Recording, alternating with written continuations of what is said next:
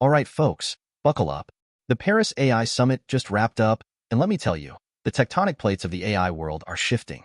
Forget the hype, we're talking real-world impacts here, and the big question isn't if AI will change everything, but who will control it. Is the US about to lose its AI crown to China? That's the elephant in the room, and we're going to dissect it.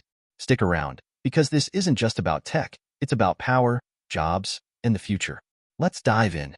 Okay, first big takeaway. Global AI governance is finally starting to look like something. The summit hammered home the need for international cooperation on AI standards, regulations, and ethical guidelines. Think beyond just words on paper. We're talking about potential formal agreements, declarations building on the Bletchley Declaration, tackling issues like data privacy, algorithmic bias, and responsible AI development. This isn't just about feel-good pledges. It's about creating a level playing field, or at least trying to. The challenge? Getting everyone to agree, especially when national interests are at stake. It's a messy process, folks, but a necessary one. Next up, access to safe and reliable AI for everyone?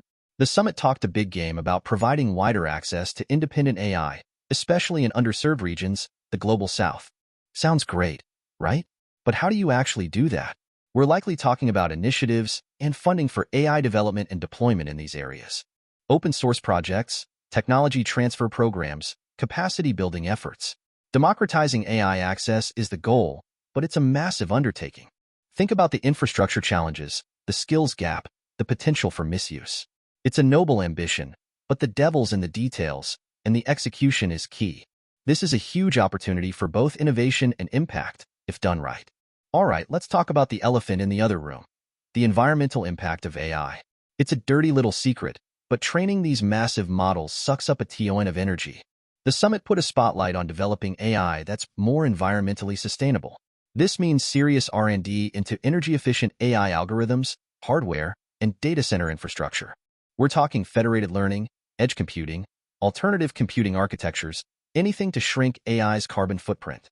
This isn't just about being green. It's about the long-term viability of the entire AI industry. If we don't find ways to make AI more sustainable, we're going to hit a wall.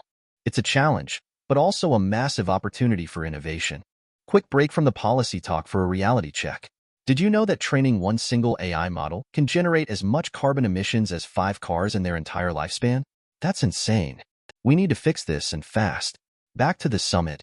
Okay, let's talk about India.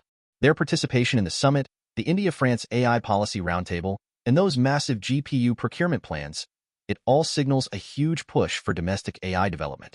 We're talking serious investment in AI infrastructure, talent development, and research. The goal? To create indigenous AI models and applications tailored to India's specific needs and challenges. This is a big deal. India has the potential to become a major AI player, but they need to overcome significant hurdles like infrastructure limitations and a skills gap.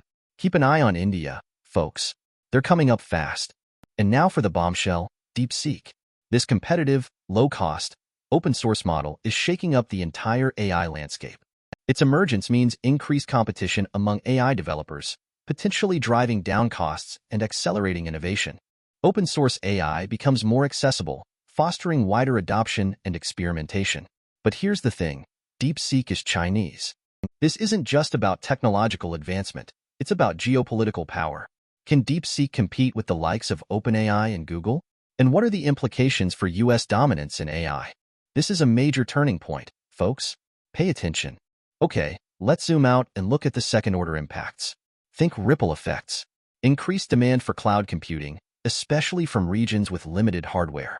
Continued demand for specialized AI chips, but with a focus on energy efficiency. Stricter data privacy regulations. More AI-powered cybersecurity solutions. A growing demand for AI-related skills and training. This is a massive economic opportunity, but it also requires careful planning and investment. Now, let's go even bigger. The socio-economic impacts. Job displacement is a real concern, but so is the creation of new jobs. Increased productivity and efficiency could lead to economic growth. Improved healthcare outcomes through AI-powered diagnostics. More personalized education. More efficient public services. But, and this is a big but, AI could also exacerbate existing inequalities if access isn't equitable. This requires proactive policies and initiatives to ensure that AI benefits everyone, not just the privileged few. This is a societal challenge, not just a technological one. All right, time for a dose of reality. There are serious risks we need to be aware of. Over-reliance on specific technologies, like GPUs, creates vulnerabilities. Model bias can perpetuate and amplify societal inequalities. Cybersecurity threats are constantly evolving, and the rapid pace of innovation could lead to unforeseen consequences. We need robust frameworks for AI safety, transparency, and accountability. This isn't just about preventing bad actors. It's about building trust and ensuring that AI is used for good. So, what can we do? We need to invest in research and development of more energy-efficient AI technologies. We need to develop robust frameworks for AI safety testing and validation. We need to promote transparency and accountability in AI development and deployment. And we need to address the ethical implications of AI, including bias, fairness, and job displacement. This requires a multifaceted approach involving governments, industry, and academia. It's a complex challenge, but it's one we can't afford to ignore. So, what's the bottom line? The Paris AI Summit highlighted the immense potential of AI, but also the significant risks. The rise of models like DeepSeek is a game changer, and the US needs to adapt quickly. India is emerging as a major AI player. Global governance is essential, but it won't be easy. And we need to address the environmental and ethical implications of AI head-on. The future is now, folks. Are we ready? Let me know what you think in the comments below. And don't forget to subscribe for more insights into the rapidly evolving world of AI. Thanks for watching.